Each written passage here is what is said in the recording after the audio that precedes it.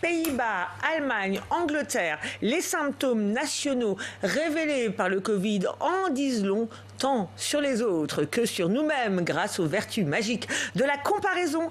Ainsi, aux Pays-Bas, les images des émeutes ont fait un buzz énorme suite à ce qui était pris comme une décision ultra liberticide, l'instauration d'un couvre-feu à 21h. Vu d'ici, ça fait rêver, alors qu'en Grande-Bretagne, les médias ont dénoncé la légèreté coupable de Boris Johnson, dont le gouvernement a mis en ligne ce clip fin janvier, un jour pas comme les autres, puisque le pays franchissait alors la barre symbolique des 100 000 morts du Covid.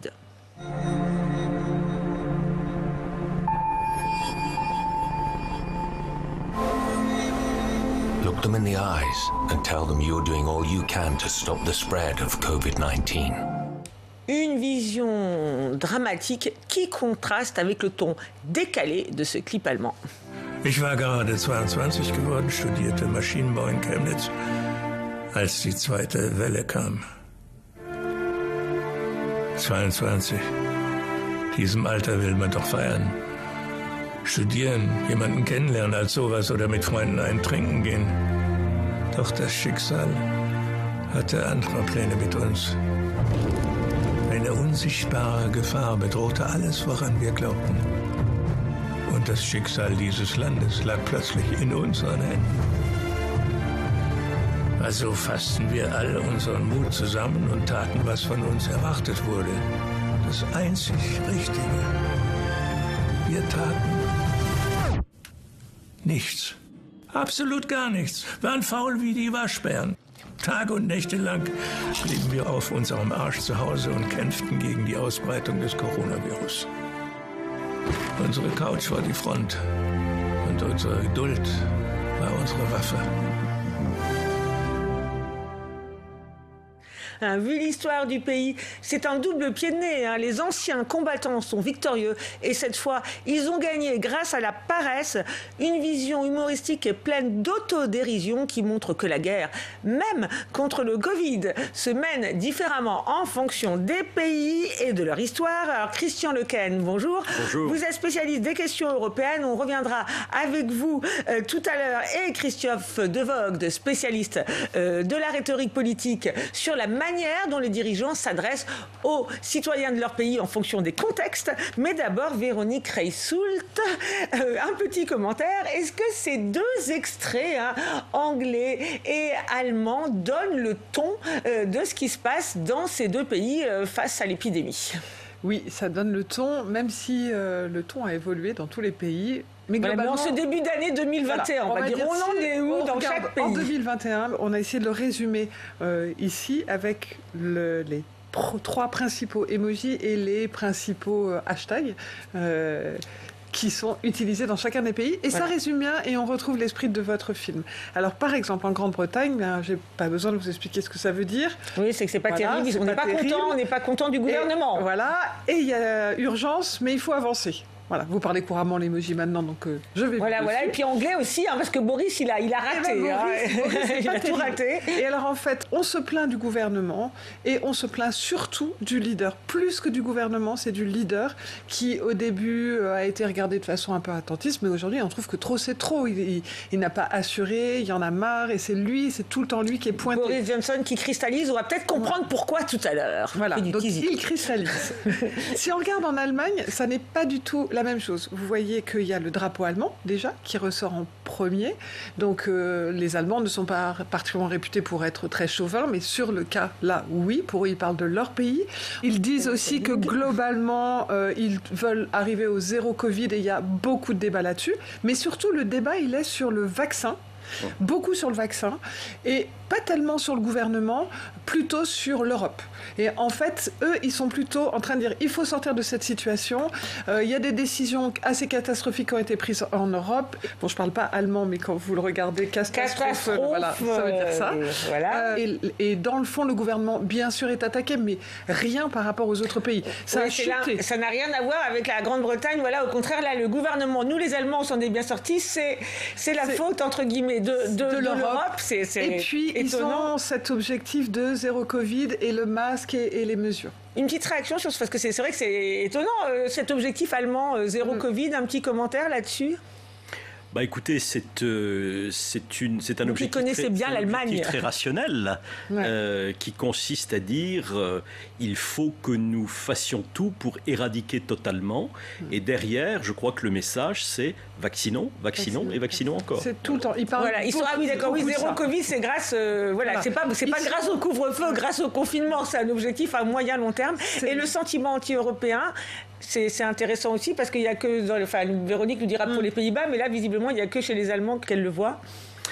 Oui, alors... Enfin, sentiment européen. Sentiment que l'Europe s'est pas très bien débrouillée. C'est autour des vaccins. Je ne sais pas si c'est un sentiment anti-européen, parce que dans l'ensemble, les sondages montrent que la société allemande reste quand même très favorable à la construction européenne. Mais c'est l'idée que l'Europe n'a pas bien agi dans ce domaine particulier de la lutte contre la Covid. Voilà, alors sinon c'est un problème que les Anglais n'ont pas puisqu'ils n'y sont plus. Et aux Pays-Bas, alors là, qu'est-ce que c'est? Il y a une caméra de télévision, une flèche qui descend, expliquez-nous le lockdown aussi. La flèche qui descend, c'est beaucoup sur le lockdown et il y en a marre. Et le couvre-feu, un lockdown avant Doct, voilà, ça veut dire couvre-feu. Ouais, Christophe de Vogt nous traduira tout ça. Voilà. La caméra, c'est parce qu'en fait, il y a eu des images incroyables et qu'il trouve que finalement on est dans une mise en scène, donc il parle beaucoup de ça. Et puis les gens sont étonnés. C'est le personnage avec les yeux écarquillés. Beaucoup étonnés à propos d'un festival. Il parle beaucoup de ces sujets-là. C'est d'ailleurs le Corona Test Festival. En fait, ils se posent des questions sur la façon dont les décisions sont prises. Et donc, ils sont étonnés en disant, voilà, il y a des festivals, pas des festivals. Qu'est-ce qu'il faut choisir entre un concert, un festival? Enfin bref, ils se posent plein de questions. Et puis les images des émeutes les émeutes anti-couvre-feu ont beaucoup fait réagir. Et puis, vous avez aussi beaucoup de colère. Wonder, c'est la colère. Ils sont quand même très en colère, un peu sur leur gouvernement, mais surtout sur le fait qu'on ne leur fait plus confiance. Et ça, pour eux, c'est très difficile à tolérer. On doit nous faire confiance. Les libertés, nous les Hollandais, on sait faire, on est raisonnable, donc arrêtez de nous brider. De nous prendre pour des enfants. Alors on verra comment ça se traduit dans la réaction des dirigeants. Sans déflorer la suite, on a l'impression quand même qu'il y a d'un côté, et sans déflorer vos émojis suivants, qu'il y a d'un côté l'Europe du Nord, qui elle au début, ça se passait plutôt bien, ils n'ont pas trop confiné au début, et puis là, début 2021, ils sont plutôt, ils prennent des mesures plus dures. Et puis une Europe du Sud avec l'Espagne et l'Italie qui elles ont confiné tôt et qui début 2021 rouvrent leurs musées et restaurants, ce qui rend tout le monde jaloux. Alors comment c'est pris chez eux ces décisions, Véronique? Alors il y a quand même quelque chose en commun pour tous, qui est la lassitude, la fatigue, la morosité et une forme d'épuisement.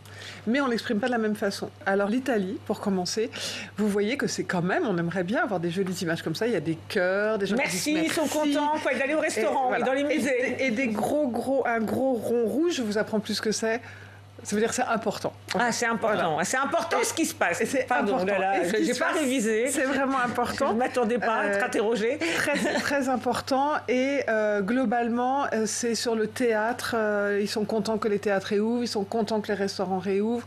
Ils sont plutôt satisfaits. Mais n'oublions pas qu'eux, ils ont eu très très peur. Ils ont moins peur. Donc ils sont las, ils sont fatigués.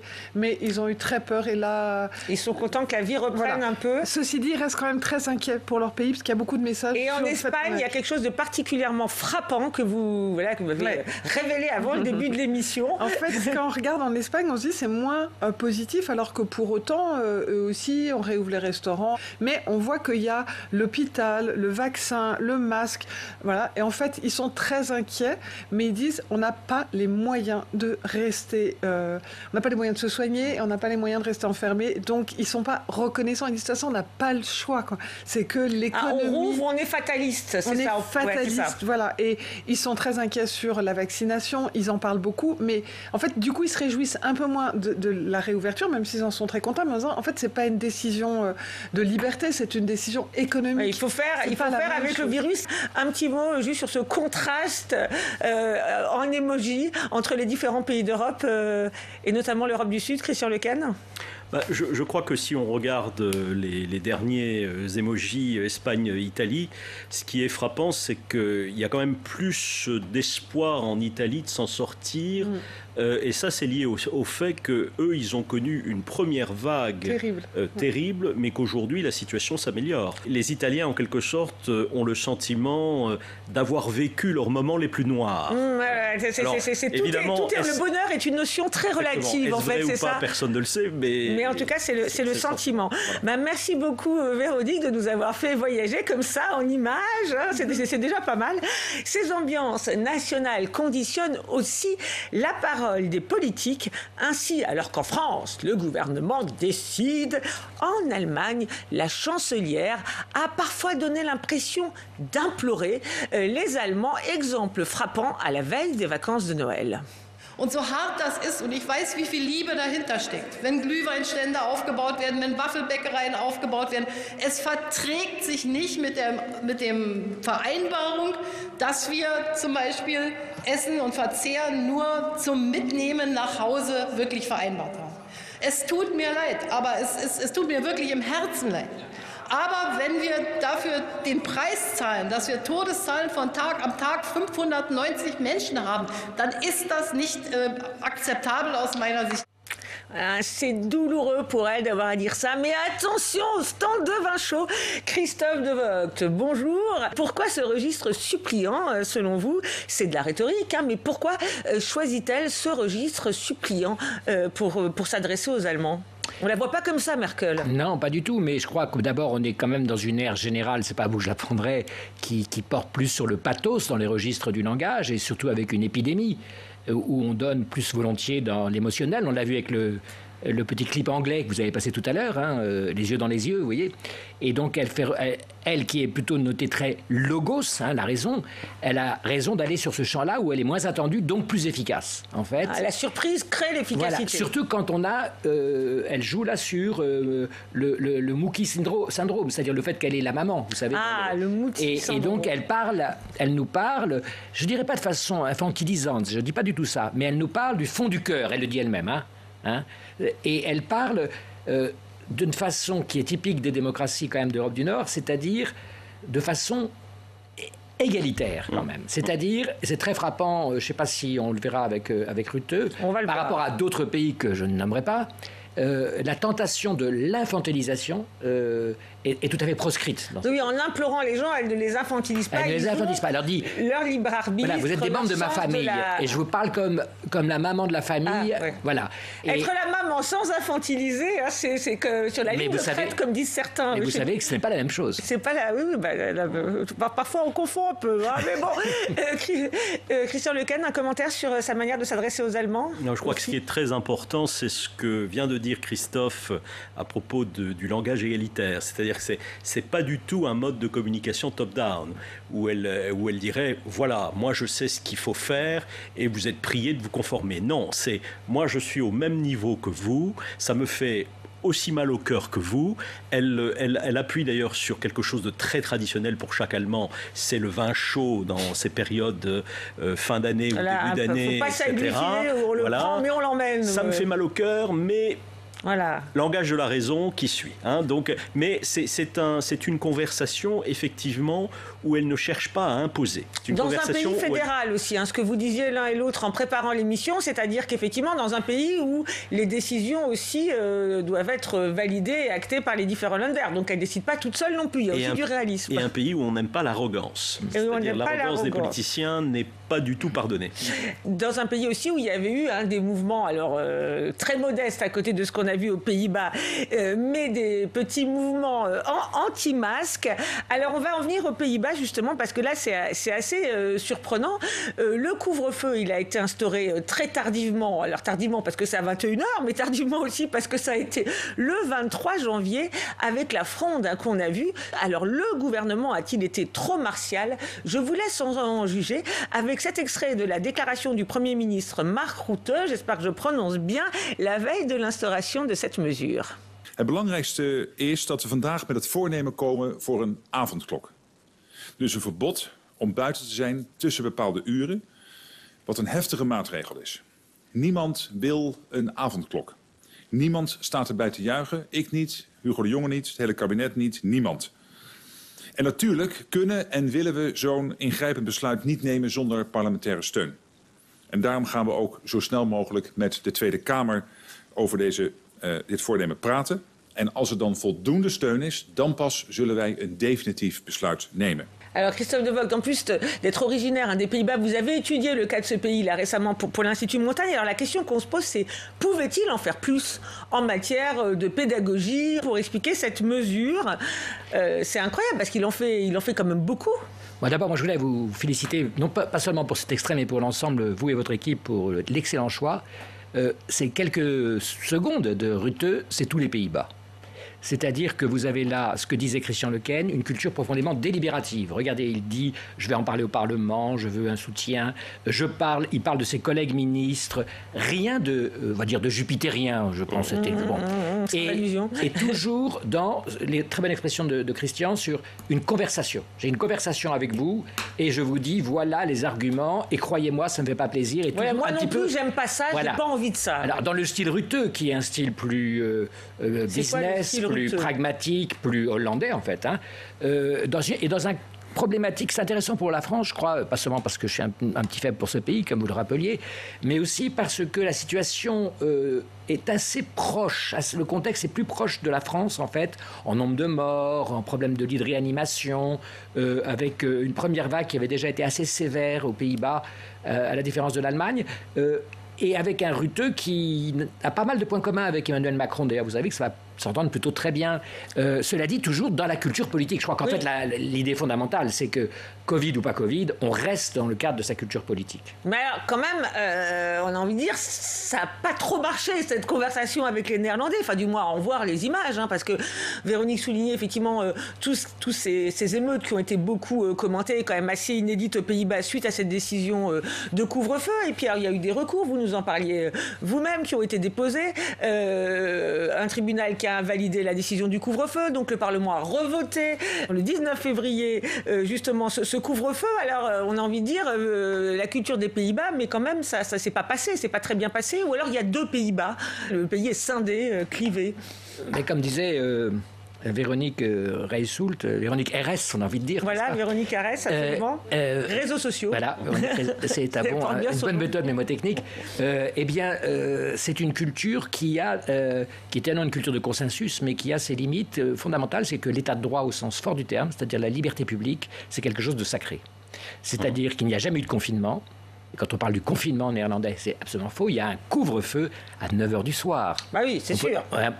Jusqu'à 4h du matin. Vous voyez ce que je veux dire. Même ça, donc ça montre que... Même ça coince, et ça coince qu'on voit... je crois que Véronique mentionnait l'érosion. Quand même, il y a une érosion. C'est important parce que les élections, c'est le mois prochain. Donc les élections générales. Le contexte électoral est aussi très important pour comprendre l'Italie, l'Espagne, la France, l'Allemagne. Un commentaire sur sa rhétorique et puis le fait effectivement que c'est dans un pays... Je crois que la société néerlandaise, comme les sociétés des pays scandinaves, repose essentiellement sur la confiance sociale. Et la confiance sociale, ça veut dire l'autorégulation. Or là, on sort de l'autorégulation puisque le gouvernement impose. Donc en fait, c'est ça, il pourrait le dire comme il veut. À la limite, ça ne changerait rien. La réalité serait là. Le grand problème, c'est d'imposer une mesure obligatoire qui est un couvre-feu. C'est pas la même chose pour un Néerlandais que de dire... Écoutez, il faut faire attention, soyez responsables. Voilà, ça c'est le vrai discours que les Néerlandais voudraient entendre. De Madame Merkel, je l'ai dit, elle a confiné ils ont confiné quand même les Allemands. Donc, et là, la situation sanitaire ne le permet pas. Voilà, ne le permet pas. Mais effectivement, il prend un risque d'une réaction sociale, et c'est exactement ce qui est arrivé. Quels que soient les mots pour le dire, en fait, si je comprends bien. Alors en Grande-Bretagne, dans une situation complètement différente, et on l'a vu, très contrastée, comme l'a montré Véronique. Parce que là, les citoyens s'en sont pris très violemment à Boris Johnson en personne sur les réseaux sociaux. Alors c'est assez frappant parce que d'un côté, il y a ce clip-là qu'on a montré tout à l'heure pour justement enjoindre les citoyens à être responsables. Et ça, le jour où on apprend que le pays franchit la barre des 100 000 morts. Et ce même jour, Boris Johnson prend la parole. Écoutez-le. And it's hard to compute the sorrow contained in that grim statistic. I should just really repeat that I am deeply sorry for every life that has been lost, and of course, as Prime Minister, I take full responsibility for everything that the government has done. What I can tell you is that we truly did everything we could and continue to do everything that we can to minimise loss of life and to minimise suffering in what has been a very, very difficult stage and a very, very difficult crisis. Donc il se justifie, et alors au vu de ce que nous disait Véronique, hein, effectivement la fronde anti-Boris Johnson qui s'exprime sur les réseaux sociaux, mais pas que, visiblement ça ne fonctionne pas. Comment expliquer ? Alors je pense qu'il faut le remettre dans le contexte d'une histoire, c'est qu'au début il a été extrêmement léger à l'égard du virus. On se rappelle de ses premières déclarations où il nous disait... tout ça, vous savez, il ne faut pas l'exagérer. Oui, même avant qu'il l'attrape lui-même. Et là, on avait déjà l'impression qu'il avait changé de point de vue. Et le fait de l'avoir attrapé, et Dieu merci, il n'a pas eu trop fort, quelque part, lui a permis de rectifier un peu le tir par rapport à l'opinion publique. Mais ensuite, la situation sanitaire est tellement catastrophique dans le pays qu'effectivement, il a perdu toute crédibilité. Et en plus, je trouve, là je l'écoutais, et je l'ai beaucoup écouté dans les mois qui précédaient sur un autre sujet qui est le Brexit, lorsque cet homme parle, nous avons du mal, quel que soit ce qu'il dit, à le considérer sincère. C'est-à-dire, c'est un homme qui donne... moi, je trouve que c'est un homme qui donne l'impression d'être toujours complètement fumiste. C'est sa coupe de cheveux un peu décoiffée. Non, mais cette façon de dire des choses, je dirais toujours à peu près sur le même ton, à mon avis, vous avez tout un tas de Britanniques qui ne peuvent plus le considérer crédible. Un petit commentaire sur ces justifications là en termes de rhétorique. Là où Christian a raison, c'est un type qui est quand même un grand orateur, qu'on l'aime ou qu'on l'aime pas. Il pataugeait quand même dans l'extrait que vous avez montré. Vous-même, vous le trouviez très long, cet extrait, parce qu'il pataugeait. Oui, je disais, on va peut-être devoir le recouper. C'était très intéressant. En fait, il pataugeait. Il patauge longuement. Parce qu'il était pris dans ses propres contradictions. Cela dit, c'est un grand politique au sens technique du terme, et il est en train de tout mettre sur la vaccination, et il peut se refaire une santé. D'autant que lui, je reviens à mon idée, n'a pas d'élection. Oui, il a du temps long. Alors, on peut patauger plus longtemps. Voilà. Vous parliez de son style. Il y a un extrait que je trouve intéressant et que je voulais mettre en regard justement avec Angela Merkel. Les deux, Boris Johnson et la chancelière allemande, se sont lors de cette crise installés face caméra pour des live chats avec les citoyens. On commence par la chancelière face aux difficultés quotidiennes des Allemands. Warum war es Ihnen denn so wichtig, jetzt den ersten Dialog 2021 mit Familien zu führen? Naja, weil Familien natürlich schon eine Menge auszuhalten haben und der Alltag sich ja doch dramatisch verändert hat. Und da geht es ja darum, dass ich mit denen spreche, die auch Probleme haben, dass ich davon höre, dass ich ihre Erfahrungen mitbekomme, damit wir dann auch politisch an den richtigen Stellen, dort wo wir helfen können, versuchen zu helfen und einfach auch die Sorgen aufnehmen. C'est à moi de parler avec ceux qui rencontrent des difficultés, dit-elle. Et ce que j'ai pas dit dans le lancement, c'est qu'effectivement, on l'a pas vu en France, ça. C'est intéressant parce que Emmanuel Macron n'a pas été comme ça dialoguer avec les citoyens, alors que Boris Johnson, lui aussi, l'a fait, mais dans un style radicalement différent de celui d'Angela Merkel. Hello, Jeanette. How are you doing? Hello, Prime Minister. Fine, thank you. Nice to see you again. Nice to see you again. And nice to see you too. I'm very glad. Looking a lot better. Who I am or you are? You are. Oh, am I? That's nice of you to say so. Thank you. Today, we wanted to allow you a bit of time to speak to Jeanette following her vaccine. Oh, fantastic. Jeanette, tell me. Well, I'm very, very glad to see you again, Jeanette. Well, what's going to happen now, Dr. Belcher is about to give Jeanette the vaccine, and then you'll be able to see that. You're going to have the vaccine now? There you go. You're going to get vaccinated now?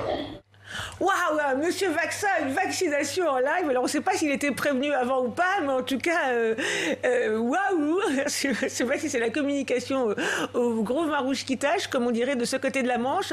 C'est ça que vous voulez dire à propos de Boris Johnson, comme ça, ce côté « je ne prends pas les choses au sérieux » ?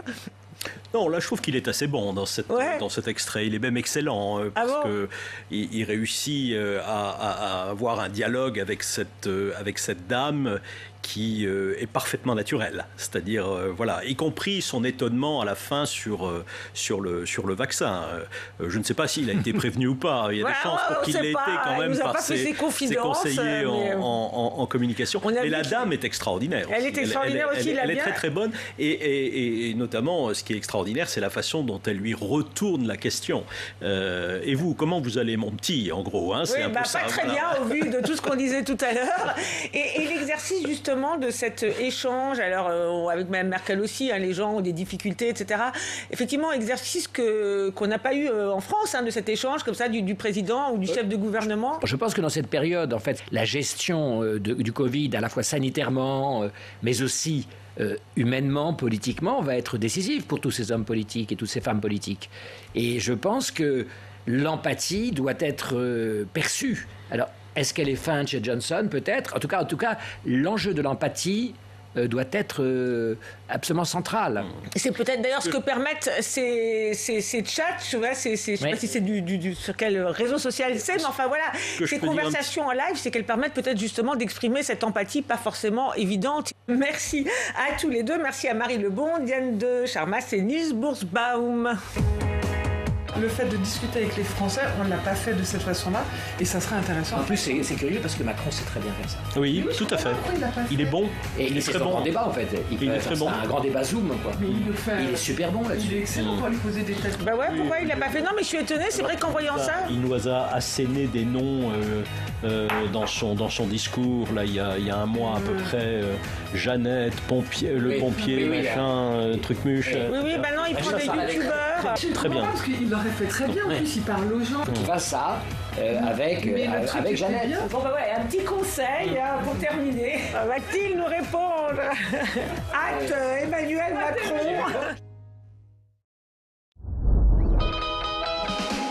Revoir ce programme en replay sur publicsénat.fr.